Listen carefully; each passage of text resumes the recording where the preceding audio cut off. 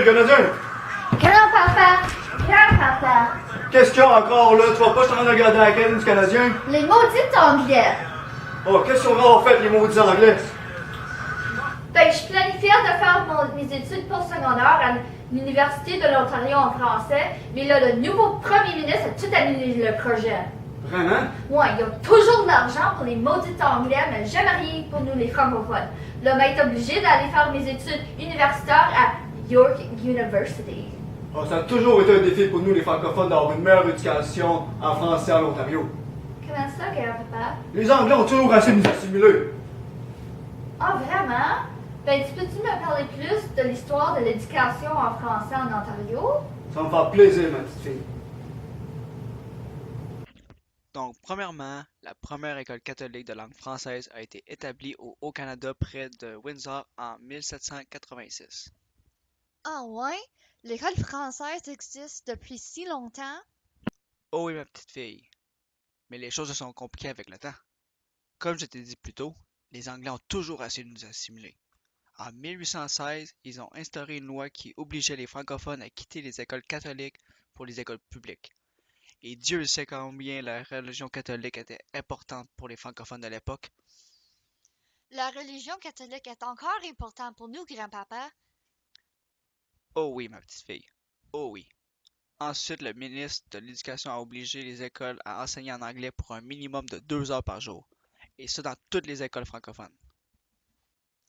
Ew! 2 heures d'enseignement en anglais par jour? Je n'aurais jamais été capable. Oui, ça devait être un long 2 heures. Cela a tellement insulté les francophones qu'ils ont créé l'Association canadienne française d'éducation d'Ontario pour protéger et promouvoir la langue française. Par contre, les anglophones ont créé le Orange Order pour s'opposer à l'Association canadienne française d'éducation d'Ontario. Ils demandaient une éducation seulement en anglais. Oh! C'est à ce moment que la tension a monté entre les Français et les Anglais? Ça fait juste commencer, ma petite fille. En 1912, le gouvernement a créé le Règlement 17, qui limitait l'enseignement du français et son usage comme langue de communication. L'adoption du Règlement 17 exige que l'anglais soit désormais, après la deuxième année, la seule langue de communication et d'instruction dans toutes les écoles de la province. Les enseignants donnaient les classes seulement en anglais après la deuxième année? Techniquement, oui, mais plusieurs enseignants ne suivaient pas les règles, heureusement.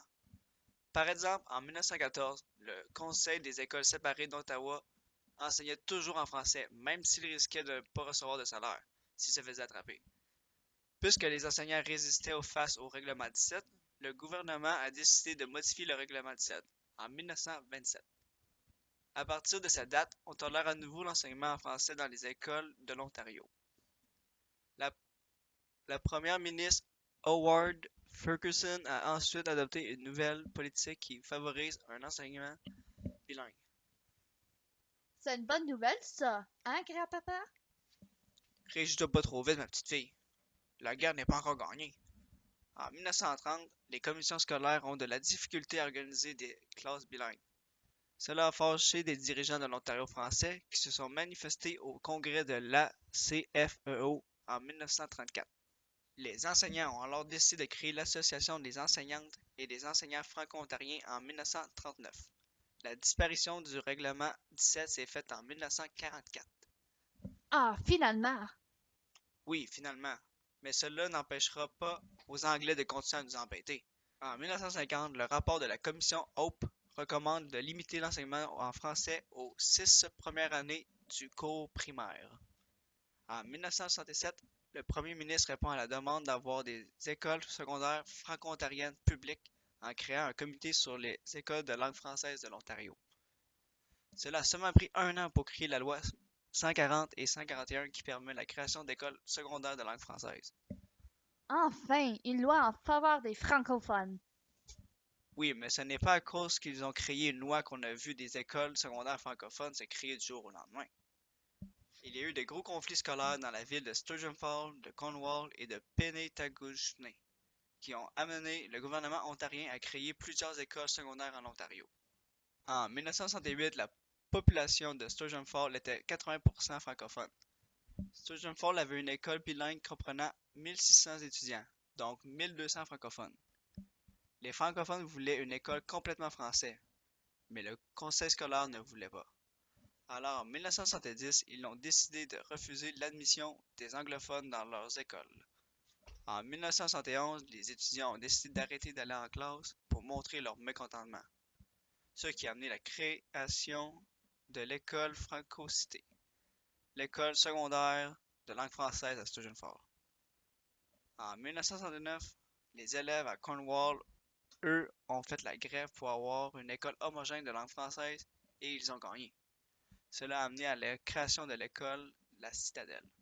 En 1979, les résidents francophones de Penetanguishne étaient tellement tannés de se faire dire non pour la création d'une école homogène francophone qu'ils ont décidé de construire leur propre école eux-mêmes. Ça, c'est de la détermination. Les enseignants étaient des bénévoles. Cela a amené beaucoup de conflits politiques entre les anglophones et les francophones.